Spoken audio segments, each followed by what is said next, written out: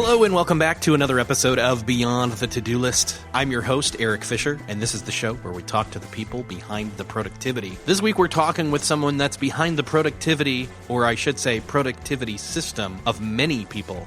I'm talking to Amir Salihefendic of Todoist. In this conversation I had with Amir, we talked about creating your own personal productivity system, how he follows through on what he calls task list zero. And we get into not bogging down your task list with ideas and potential tasks, but rather putting the proper things on your to-do list.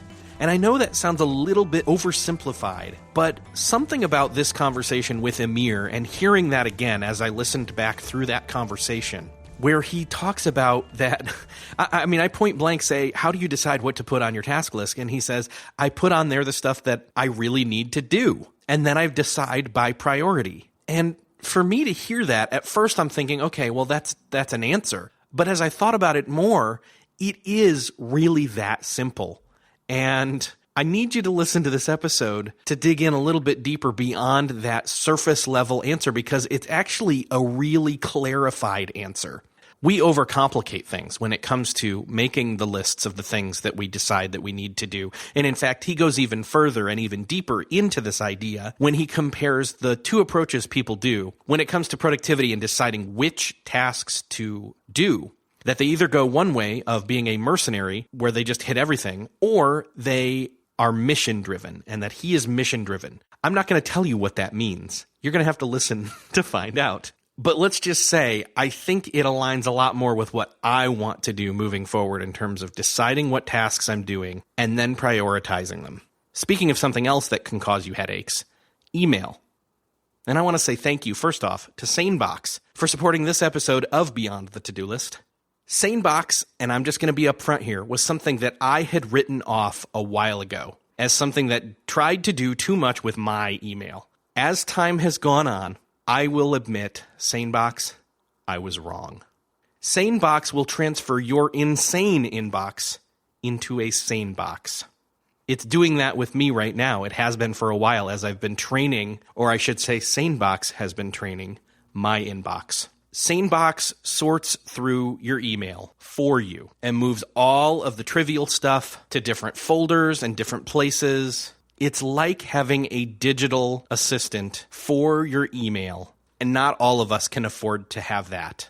However, you can afford SaneBox, and in fact, you can afford to try it for free with no credit card and get an extra $25 credit on top of the 2-week free trial. Again, you don't need a credit card to do it, so you need to go try it out. To do that, all you need to do is go to sanebox.com/todo.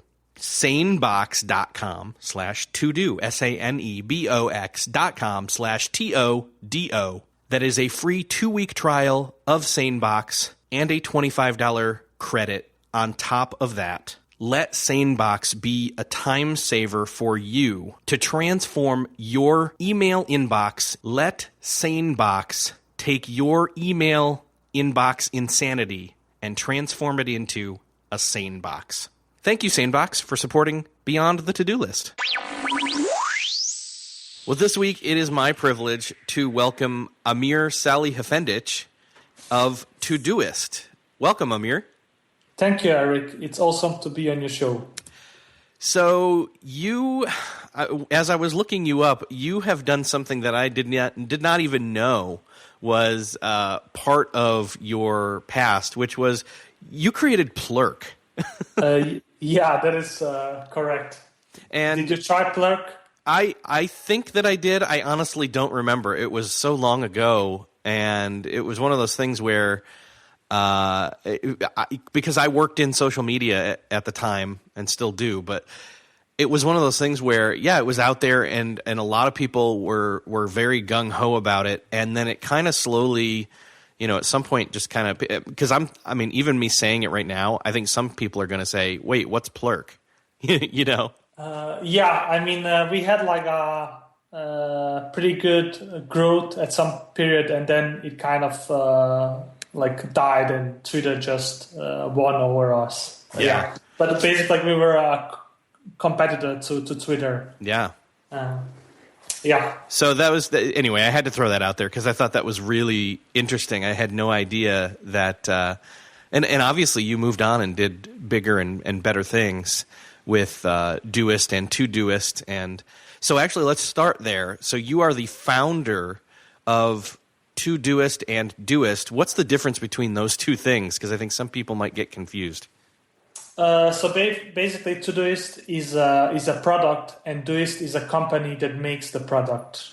Gotcha. Yeah. So right now we only have one product, so it does not really make much sense. But we are developing a new product, so it's cool. it will make sense maybe in a few months. Okay. You obviously were already interested in creating new things, and you created Plurk, but at what point did you decide, okay, I'm going to have to create a task management or a productivity software system for yourself? And then at what point did that morph into, I'm going to make this for everybody?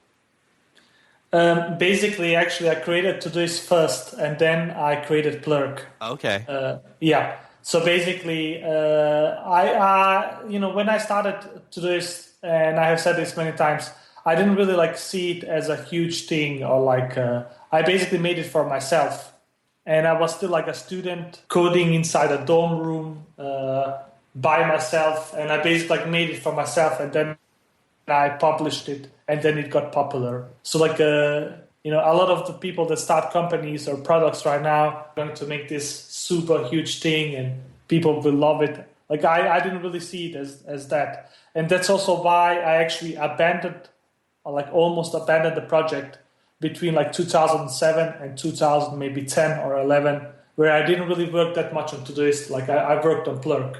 Then at some point, I figure out, I have a lot of users, active users that are paying for Todoist that really love the product, and I have basically not done my work on it. So that's why when I returned back and did this full time and did it properly. Yeah. That's interesting. So you started off making Todoist for yourself first. Is there any kind of so that's right? You created it for you first. You needed it for you, and so your standard was, what am I going to use? Exactly. So basically, I didn't do any user research or something like that. I just imagine how this should look like, and I just did it. And also, in 2007, most of the other products and solutions that were out there were really, really bad. So I didn't really like any of them. And that's why I basically built this tool. And that's one of those things that comes across when people are afraid to maybe start something or create something, is that they say, well, somebody else is already doing it first.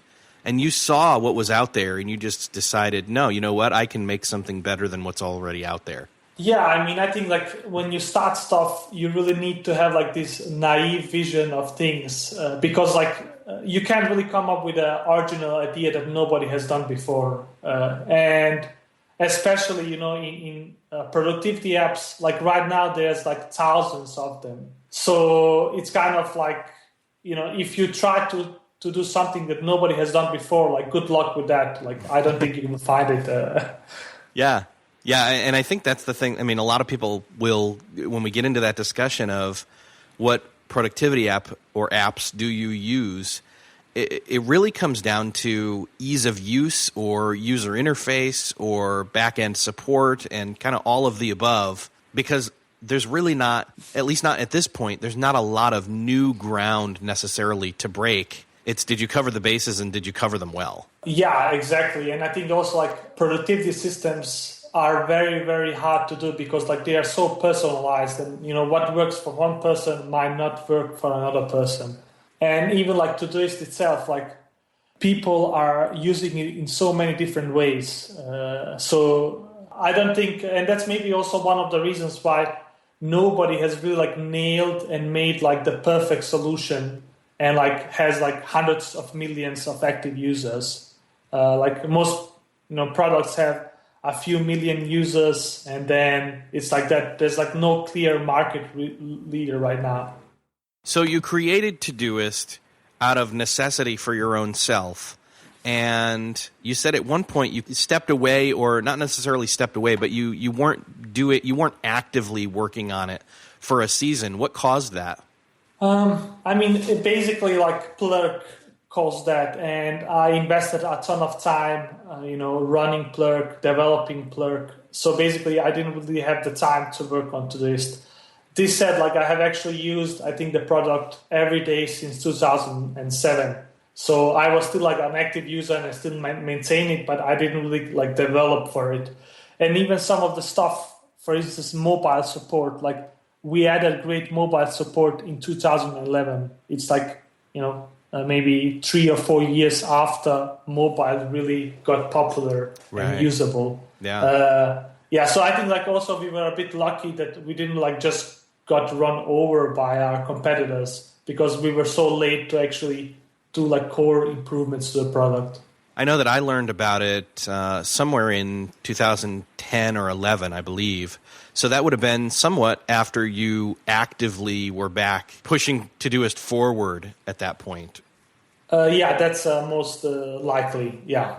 As you started off creating Todoist, was it, I assume it was just you. When you started Todoist, how large was the team and how large has it grown to? I think you're at least 50 people now, right?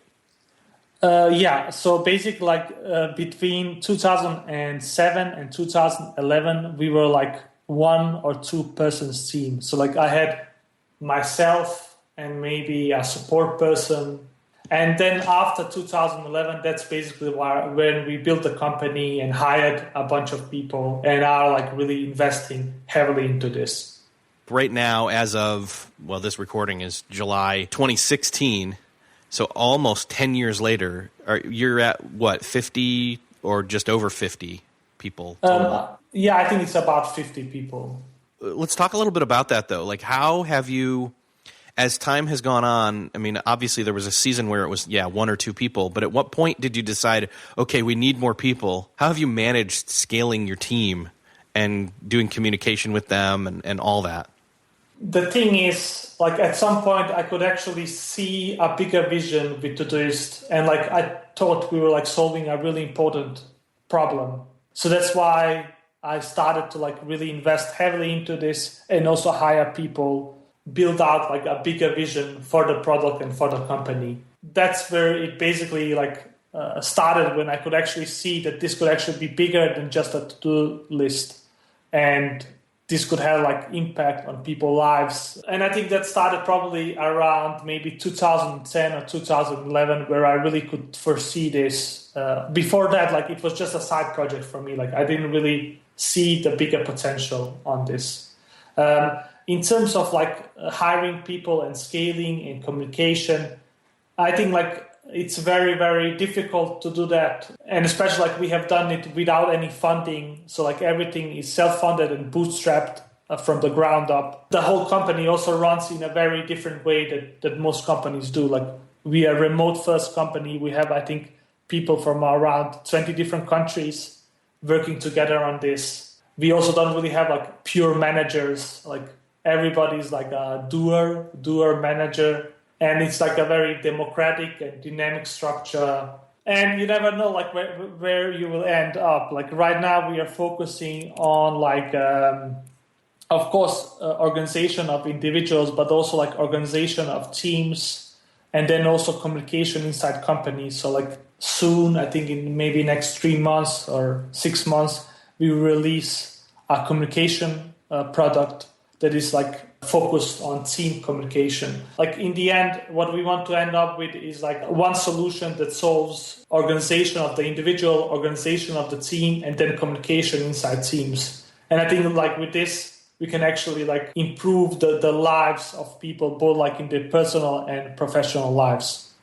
That's one of the definite pain points that I've had, is increasing the productivity of my own self, but then also increasing or managing productivity across not just myself, but other people. And then communication is key. I know that you think that, and rightly so, that email can be one of the biggest things that derails people's productivity. What are some of the tips and tricks that you do for your email yourself, and how do you maybe teach others to know, what are the best rules to play by when it comes to email? The thing to note is I basically am like a huge fan of inbox zero. So that's basically the way that I do email is I go every day and maybe check email 2 or 3 times per day where I basically like process stuff. And then the stuff that I can't really process, like answer back, I add them as tasks and plan them. And then like if it's an important task, I schedule it like for the next day or maybe even the day that I need to do it. Like, if something is urgent, I try to do it faster. If something isn't urgent, I postpone it like for next week or whatever. And I think for me, this has like really helped a lot on email management. And then also like inside the company itself, we don't really like use that much email for communication. We use our own new product that we are building. So this also offloads a ton of like the email processing that I need to do. And I think like basically right now we are like in a phase where most people use very inefficient things. Like first of all, like most people don't have a productivity system. So that is like very inefficient. But then teams don't really have productivity systems either. That is also really inefficient. And then, teams and companies, they don't really like communicate in a very efficient way. So all of this, I think like people are just losing like a ton of productive time where they could actually like be organized and do more stuff and like maybe also have more free time and like be less stressful if they actually had systems in place. And if things were like synchronized instead of like having these arcane systems or no systems at all. I know that you found that or have noticed that a lot of people, instead of creating a system, they end up just winging it. And then other people, maybe they're super organized, but even if they're organized, they're not necessarily being effective or productive. Maybe they're organized and they have a list, but they're not choosing the right things to do. How would you suggest people come up with creating a personal workflow system? Productivity systems are very personal. So like you need to create something that actually fits. One of the problems I can see a lot of the Todoist users, and especially like, very devoted Todoist users they make, is basically like they are either like micromanaging too much. You should not become a slave of your system. I think like maybe creating a mission statement for yourself and thinking about like what do you actually want to work on? Like what are the stuff that is important for you in your daily life, incorporating into your system. And then like the system is like a guideline that can help you get there. But like it should not be like you have 50 tasks per day that you're just like checking off, but like it's not really connected to your mission, like, or to the stuff that is important for you. I know that you subscribe to the inbox zero thought process. What about doing a to-do list zero? Those things are very connected. Like every day I actually clean up my to-do list. I get like 0 on my to-do list and 0 on my email. And that makes me like very less stressful. To-do list 0 and inbox 0, they go hand in hand. And I think also like if you're not maintaining your systems, then it's also like it's better not to have any system, because like an incomplete system is worse than probably not having a system. I'm actually unsure what is worse, but at least like one of the stuff that I find really useful is having an up-to-date system where, stuff like important stuff are prioritized. I know like I can go in and look for tomorrow and see like what do I actually need to accomplish tomorrow? What are my high impact tasks for tomorrow? At least for me, like this gives me like an overview of my days, and also like ability to focus on really high impactful stuff instead of just like checking, random stuff off.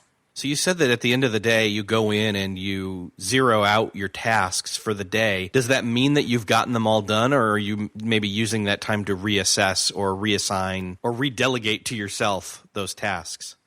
In most days, I try to complete about 15 to 20 things. But like a lot of the times, I'm very optimistic on my own productivity. So I don't really complete everything.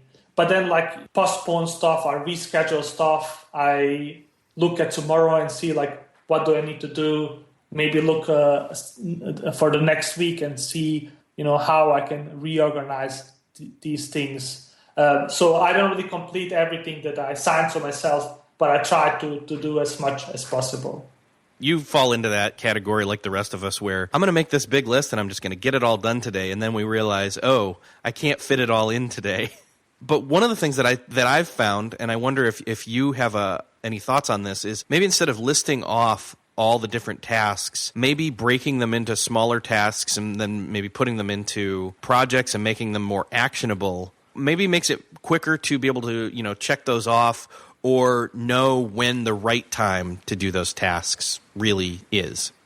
Definitely, I use that all the time. I think though, like one of the problems with that strategy is if you overdo it and you split things up in like very small tasks. What I try to do is like maybe split them up in like 1 hour tasks maximum. So I don't like go in and do like, something that takes 5 minutes. I don't add that as a task. Like it's part of the bigger task I'm doing. Yeah. But I definitely recommend like splitting work up. It makes it like much easier to get an overview of how much you need to do, but also like it gives you gratification when you check stuff off and like you feel like you're advancing. Yeah, it gives you momentum. Yeah, exactly. Do you ever have that thing happen where you've got something on your list, say for today, and then you don't get it done today, so you move it to tomorrow, and then how many times do you move something forward before you realize I really need to rethink getting this thing done, or when it really needs to be done, or if it even needs to be done or done by me? Do you ever have that happen? I mean, of course. I think like we all have like these things that are maybe important, but we don't really want to do them. Yeah. And I think there's like some strategies for this. Like I know that some in our team is like a fan of a strategy called Eat the Frog, I think it's called, where you basically like start the day off and then you pick like the most annoying tasks that you have on your list, and then you do that task. And that's like eating the frog. And then you gain some momentum, and then you can like focus on some of the more fun stuff that you have to do. Yeah, I totally agree. And I've used that before, and sometimes I do it, sometimes I don't. But it's usually dependent upon, what my day looks like. So, and I think that also falls into, what's your productivity style? Are you awake enough and have the mental bandwidth enough first thing in the morning to handle that thing? Or do you need to knock a few things that are smaller out first to really feel like you've got momentum enough to tackle that, eating that big thing, that frog? For me personally, like I don't really use that strategy, but I know that some people do in our team, and it's worth trying out. Like for me, I like to complete some of the smaller stuff, gain some momentum, and then I go and do like some of the stuff that I don't want to do. Let's keep talking about systems. Is there any other key elements to a system in terms of, like for example, capturing to-do items? Like, one of the keys to a system is that you can get access to it anywhere. The thing that's really important for a system is have it everywhere. So like have it inside your email, on your mobile clients, on your computers. The other thing I think, and I do this a lot, is basically like having your whole life inside the system. So basically like for me, to-do-list is like how I plan most of the stuff that I do, both in personal and work life. And I think this gives me like a very complete overview of everything I need to do. And I think also like, most people, they want to be good, not only, in their job, but also like in their personal lives. It's really important to also have a system where you can like have everything inside it, and then you can like prioritize an overview of what you actually want to achieve. So, for example, we've said you want to be able to access it from anywhere, but say you're out and about and you suddenly realize that not only do you have like a new task that you need to make sure gets done, but then you realize it's actually a project. From the start to finish, like what's the ideation, like you have the idea, to the capturing, like what's your capturing mechanism look like? The thing is, like, we actually have very, very powerful mobile clients. So you can actually do everything that you can do on the desktop, you can do on the client. So you could actually go in and like create a project and set it up. The thing I actually don't really do, and I think like a lot of people do this, is they add stuff to their to-do system.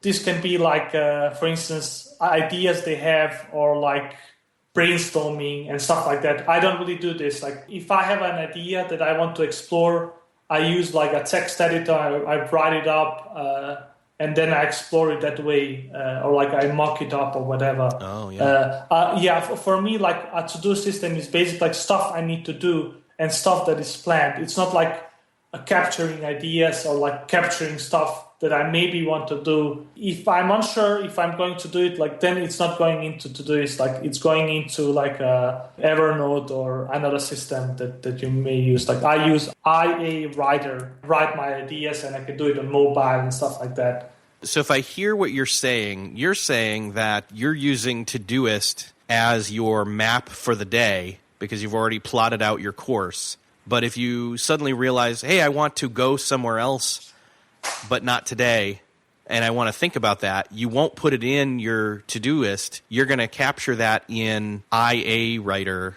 but you're going to put it in there so that you can think on it more, and then eventually, once you've decided what to do, then you'll put that into Todoist when you are ready to act on it. Is that what you're saying? Exactly. Okay. Yeah. I think like Todoist is and most task management systems, they are very inefficient for brainstorming or like capturing of ideas. So that's at least like my personal style is I think writing and like mock-ups and like idea exploration outside of like the task system is a much better idea. I like that because sometimes we bog down our to-do list with ideas and potential tasks and not actual tasks. We also bog it down with real tasks too. I think you said you have about 15 tasks or so on your list for the day. How do you decide which make it on there for the day? I mean, I basically put stuff that I really need to do on there. Yeah. So and then I use like priorities to figure out like what is actually really important to do and what is not so important to do. And how I decide on this, like, I don't really think I have a process for this. Like, I just, like, I think one of the most important aspects is we all have very limited time. You can be very productive working on stuff that does not really matter. So what I try to actually put on my list is like high impact stuff that actually moves things forward and that are important. So that's what I would recommend. Like, always be critical about what you put there. Like, does this actually move you forward, like in your personal, professional life? Does it move your projects forward? Is it really a high impact stuff? And I think like a lot of people, they are spending a lot of time on working on stuff that does not really matter. No, well, not only that, but they're also using some of this limited time that we all have to do things that aren't even related to the task at hand, whether it's the right task or not, because we get distracted and we get interrupted. Do you have any kind of strategy for that, how to deal with distractions or interruptions? I think like what I have learned over the years is you have like two styles. You have the mercenary style and the mission-driven style. And unfortunately, I think like most people are like driven not by their mission. They are just doing stuff because they need to do them. And maybe like also the life they are living is reflected by this. So I think like what is really important, both like in the personal and the professional life, is like maybe become more mission driven. So like, know like what kind of person do you want to be? What kind of work do you want to do? Is this meaningful work or not? And then maybe connect your productivity system to this. So it's like connected to the overall, your mission in life. And then I think it becomes much easier to actually prioritize stuff.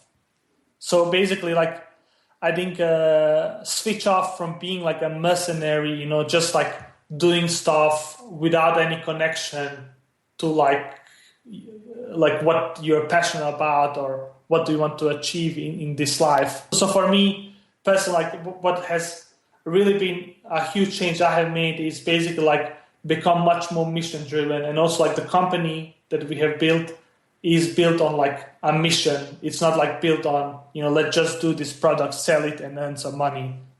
Since it is a company that's based around productivity, do you guys have any company-wide productivity rules?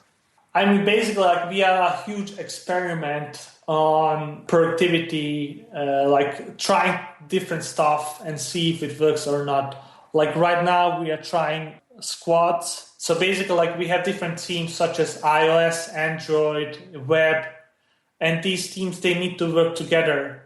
And once you hit 50 people, it kind of gets very messy to work together with so many people. So what we have come up with, and we were inspired by Spotify, is basically working on squads. And squads is like a mini team of like a developer, a designer, a marketing person, and they can go in and implement something from end to end across all platforms. So basically, for instance, right now we are doing AI scheduling. So like we are going to introduce so the system can schedule stuff for you and learn your patterns and help you like plan your stuff. And basically this is a squad that does this from end to end. So that's like one thing. Another thing is basically like new ways of communicating, new ways of setting objectives and key results. So basically like we were inspired by Google and Intel, which has this system called OKR. OKR stands for Objectives and Key Results. So basically like every 3 months, every individual, every team, and the company itself, like we put like objectives for this quarter and key results for this quarter. So basically like this aligns everybody, becomes like objective driven and key results driven. So these are just like some of the things that we are experimenting with and seeing if it works or not. Very cool. I'm glad to hear that you guys are implementing those things and moving forward in that way. As we kind of wind down our time here, I'd be remiss if I didn't have you talk about what do you see as the uniqueness or unique benefit of using Todoist over a different system? Bottom line, a lot of the systems are very, very similar. And I think like you can become productive using any systems, even like built-in reminders on the iOS platform. I'm pretty sure like you can be very productive using that. I think though like something that is really different with Todoist is the power and the simplicity of the system and like this mix of these aspects. I don't really think like many other systems have this. And I think that's probably the biggest selling point. And also another thing is like we really care deeply about this. I have done this for almost 10 years. A lot of on my team have done it like almost for 5 years now. Like we are deeply invested in this and we want to make, the best solution that is possible. And, we have like 50 people working on making this awesome.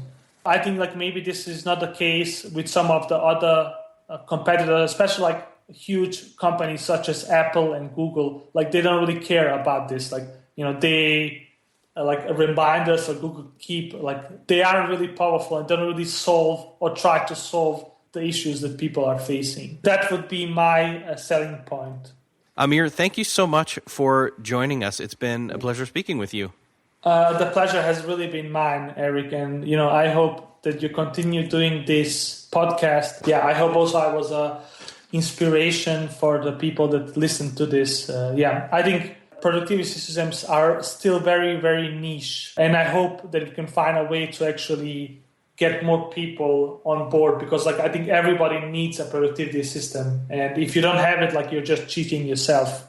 I hope that people, if they don't have anything, hey, try Todoist. It's one of the ones that's out there that's across all platforms. You don't have an excuse. Well, thank you, Amir, for being on the show. Yeah, awesome. Thank you and good luck in the future. Well, I hope that you are walking away from this conversation, not just thinking about productivity systems, but a personal productivity system for yourself that works for you. Again, in the past, I've said it really doesn't matter what system you're using or what task list management system you're using, as long as you're using one that works for you. If you don't have one, I highly suggest you take advantage of trying out Todoist. It is cross-platform, and then I hope you take heed of Amir's wise words of implementing mission-driven productivity.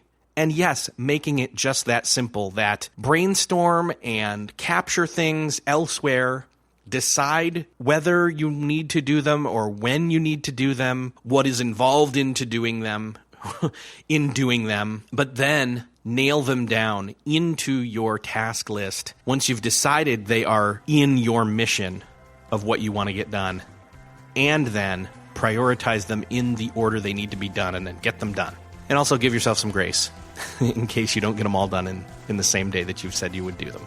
Thanks again to SaneBox for supporting this episode of Beyond the To-Do List. Make sure to go transform your email inbox insanity into a sane box by going over and grabbing the free 2-week trial and $25 bonus credit from SaneBox with no credit card required. To do that, head on over to sanebox.com/to-do. That's sanebox.com/TODO. Thanks again, SaneBox.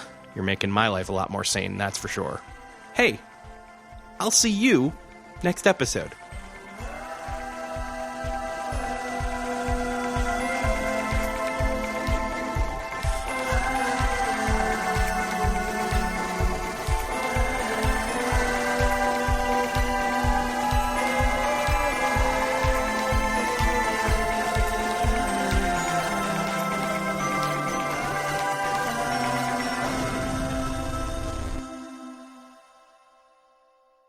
Beyond the To-Do List is a proud member of the Noodle Mix Network. Find more of our award-winning and award-nominated podcasts to make you think, laugh, and succeed at noodle.mx. Theorize over the TV shows Once Upon a Time in Wonderland, and Under the Dome. Laugh with our clean comedy, delve into science fiction and philosophy, learn critical thinking from movie reviews, and more at noodle.mx.